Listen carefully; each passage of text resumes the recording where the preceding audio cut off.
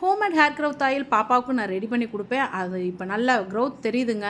இவ்வளோ நாளாக ஒரு டெஸ்ட்டு தான் பண்ணிக்கிட்டு இருந்தேன். இப்போ பார்த்தீங்கன்னா நல்லா சூப்பராகவே வளர்றது தெரியுது. அதனால் திரும்ப தீர்ற மாதிரி இருக்குமே பாப்பா ரெடி பண்ணி கொடுக்க சொன்னாங்க. இன்றைக்கி 1 லிட்டர் ஆயில் போட்டு மிதமாக காஞ்சிக்கிட்டு இருக்கும்போதே 5 நெல்லிக்காய், பெரிய நெல்லிக்காய் நறுக்கி போட்டிருக்கேன். அதோட 50 கிராம் வெந்தயம், 50 கிராம் கருஞ்சீரகம். இது போட்டதுக்கு அப்புறமா காய வச்ச செம்பருத்தி பூக்கள் 1 கைப்பிடி, ஆவாரம்பூ 1 கைப்பிடி, 1 கைப்பிடி கருவேப்பிலை, 1 கைப்பிடி கரும்பூலா இலை, இதெல்லாம் தோட்டத்தில் இருக்குது எடுத்துட்டேன். அதே மாதிரி மருதாணி இலை 1 கைப்பிடி, செம்பருத்தி இலை 1 கைப்பிடி, இதெல்லாம் ஃப்ரெஷ்ஷாக பறிச்சுட்டு வந்து அப்படியே சேர்த்து நல்லா ப்ரெஸ் பண்ணி விட்டால் நல்லா முருகி வந்துடும். சிம்மில் போட்டு தாங்க காய்ச்சணும். நல்லா காய்ச்ச அது அருமையாக முருகி வந்துடும்.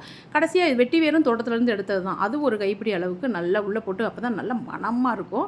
அதையும் போட்டுட்டு கடைசியாக வந்து ரேபிட் பிளட் இருக்க அந்த காட்டன் கிளாத் அதையும் கட் பண்ணி சேர்த்துட்டு ஸ்டவ் ஆஃப் பண்ணிட வேண்டியதான். ஆஃப் பண்ணிவிட்டு வடிகட்டி எடுக்கணுங்க. இதை ஆறின பின்னாடி நான் ஒரு தூக்கில் மாற்றி வச்சுக்குவேன். கண்ணாடி பாத்திரம்னா பயம், அதனால் இப்படி வச்சுக்கிறேங்க.